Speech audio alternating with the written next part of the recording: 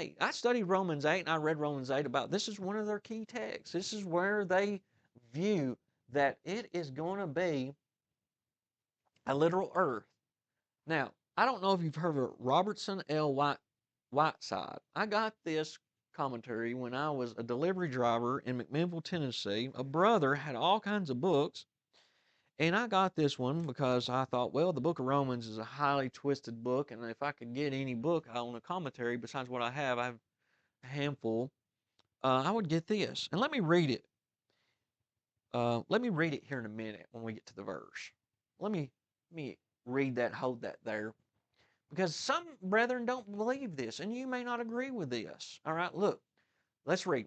Open your Bibles up. Romans chapter 8, 11 through 23. Therefore, brethren, we are debtors not to the flesh, to live after the flesh, for if we live after the flesh, we'll die. But if ye through the Spirit do mortify the deeds of the body, ye shall live. Well, no, talking about the body now. We're starting. Now, they'll try to use their context more before this, but we want to get further into it. For as many are led by the Spirit of God, they are the sons of God. For ye have not received the spirit of bondage again to fear, but ye have received the spirit of adoption, whereby we cry, Abba, Father. The Spirit itself beareth witness with our spirit that we are the children of God, and if children, then heirs, and heirs of God, and joint heirs with Christ. All right? If so be that we suffer with him, that we may be glorified together. So we're talking about if we suffer with Christ, we're going to be glorified together. Joint heirs with Christ. Joint heirs with Christ. We're in heaven. All right? For I reckon that the sufferings of this present time are not worthy to be compared with the glory which shall be revealed in us. When we think about this text in general, for I reckon the sufferings of the present time, things we're going through, you got cancer right now, you got a loved one that's dying, maybe you lost a loved one that's a faithful Christian. Maybe later on down, or maybe you lost a child. When we think about all the sufferings we have, look at he says, it will not be compared with the glory which shall be revealed in us. For the earnest expectation of the creature waiteth for the manifestation of the sons of God. So now we're going to get on this creature here. This creature. For the earnest expectation of the creature waiteth for the manifestation of the sons of God. For the creature. Now these brethren will refer, when they see the creature, King James says creature. Newer translations will say creation. All right? Many of them do say that. It says, for the creature was made subject to vanity. Well, what's the creature? What is that creature? Well, if you look at Mark 16:15, go into all the world. Yeah, Mark 16:15, go into all the world and preach the gospel to every creature. All right? Are you going to go to all the world and preach to a tree? Is a tree, you're going to immerse a tree for the remission of sins? No, we understand that's talking about a person, a human. So does the Bible use this particular word for a people, a group of people? Well, sure it does, Mark 16:15. And when we see the earnest expectation of the creature, the body, what are you talking about the body right here? The creature. Look what he's just talking about, the body. He talking about persecution, dying, talking about the physical body. For the earnest expectation of the creature waited for the manifestation of the sons of God, for the creature was made subject to vanity, emptiness. Look at this. What are you talking about? They're saying the world was made subject to vanity. Well, I was thinking they said the world was made perfect. And then later on something happened to it. My friends, if you remember when God created Adam out of the dust and he breathed into him, he became a living soul. My friend, Adam was made in the sense that he was going to die, and that's why he had to take the tree of life. Adam wasn't created to live forever on this paradise earth because he had to eat the tree of life, and when he was removed, that's when he eventually died physically. Now notice, for the creature was made subject to vanity, not willingly, Adam didn't have no say. Mankind didn't have no say so in how God created us. But by reason of him who has subjected the same in hope. It's in hope. Look, hope. What is our hope? As we're going to keep reading, do you think the trees had hope? Do you think the animals had hope? My friend, it is about mankind being restored to God the Father through his Son Jesus. Coming back into that relationship. Because the creature itself also shall be delivered from the bondage of corruption. Look, corruption down here. Now look at 1 Corinthians 15:42. So also is the resurrection of the dead, for it is sown in corruption, it is raised in incorruption. It is sown in corruption, spaced apart. It is sown in corruption, but is raised in corruption. Look at this. See how Paul, where is another writing where Paul is talking about this, like, don't take offense to it, but this hippie style of writing, okay? Where is Paul talking about that the trees and the birds and the grass?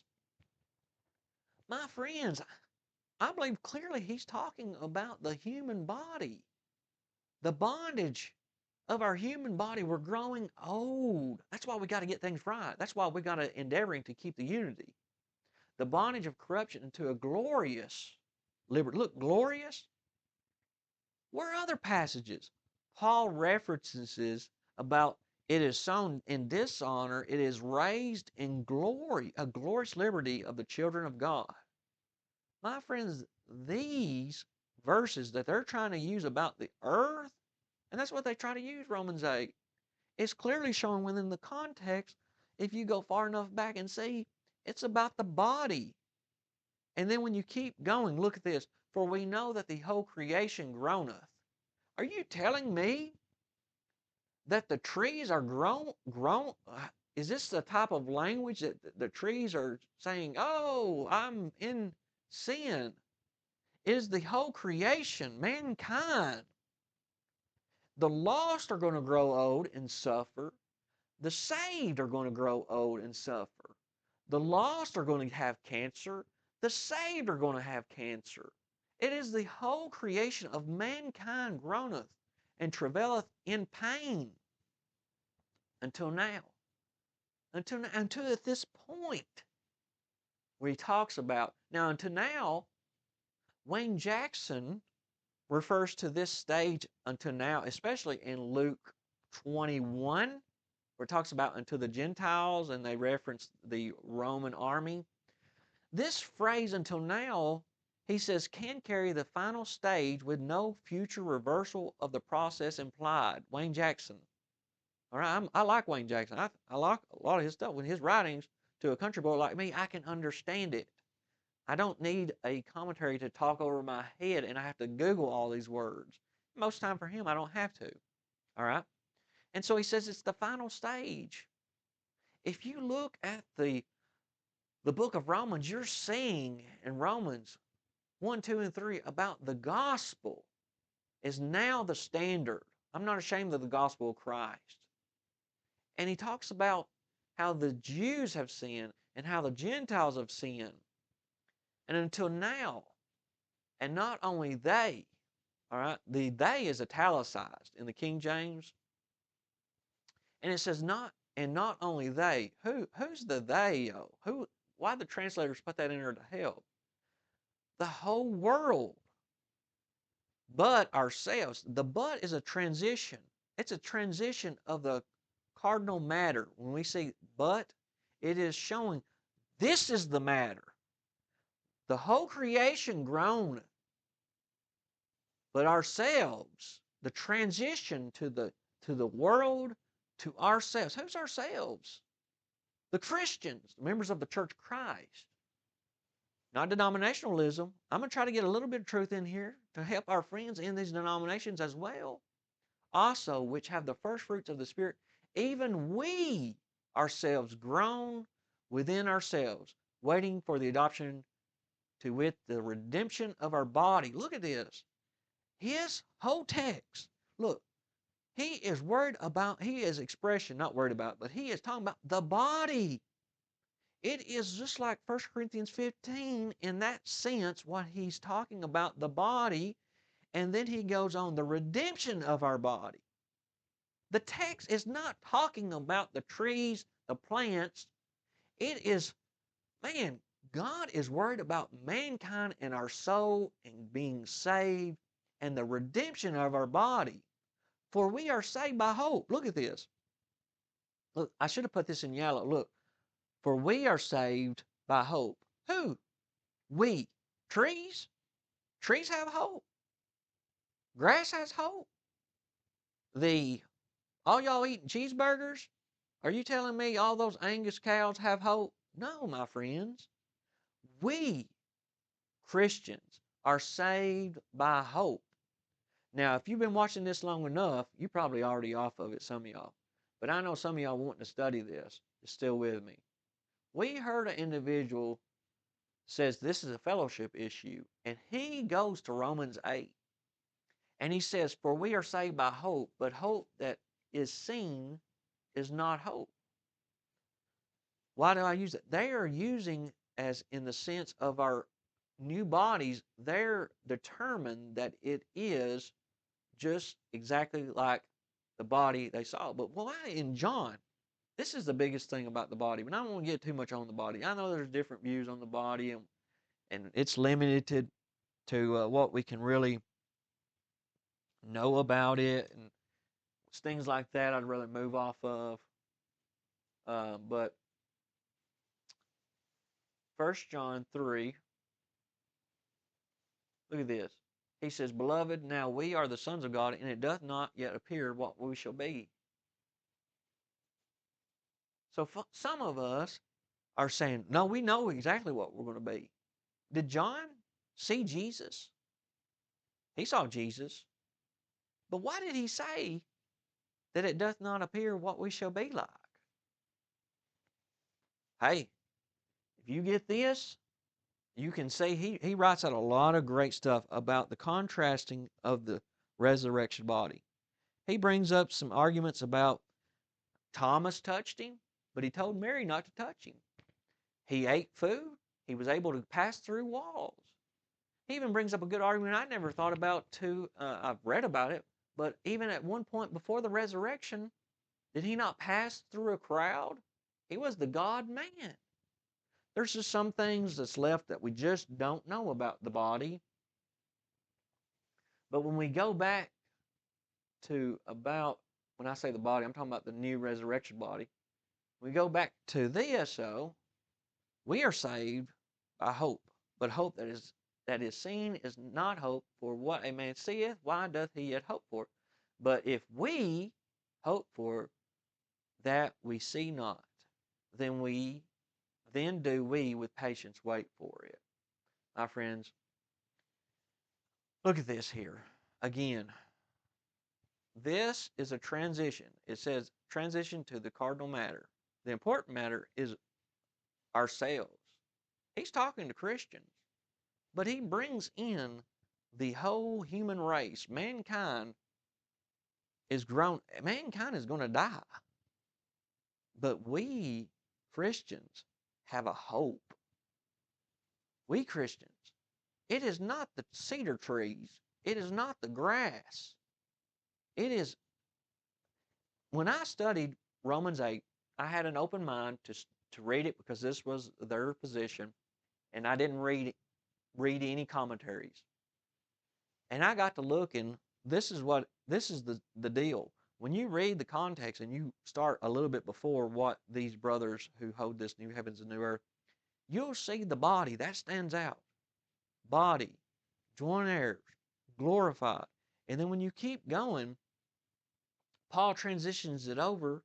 He's still talking about the mankind, the body. It's going to be redeemed. It's going to be revealed in us, shall be revealed in us. The expectation of the creature waited for the manifestation of the sons of God, for the creature was made subject to vanity. And then he talks about how in 1 Corinthians about the body, And I do have another passage I want to bring in. Well, I won't bring it in just yet because I'll go into the next slide here. But this doesn't support them. To build your theology off of Romans 8 is a far jump to preach this in a pulpit where individuals their whole lives have sung songs that are not inspired, but they've heard they got a place prepared in heaven, and now you are changing heaven into a material earth. That would be hard to change. And there's going to be backlash on that because we're humans. And now the backlash shouldn't be slander and talking rude to you. It should be a point where are we willing to discuss it publicly? Are we willing to get people in the Bible and show we're imperfect people, but we need to be kind to one another. We need to be patient with one another as much as possible. James 1:18, of his own, now this is James 1:18, of his own will begot he us with the word of truth, that we should be the kind of first fruits of his creatures. Of his creatures. The first fruits. When we look at James 1:18, we're the first fruits of his creatures. We should be the kind. Creatures. Creature right here. All right. The last one here. You got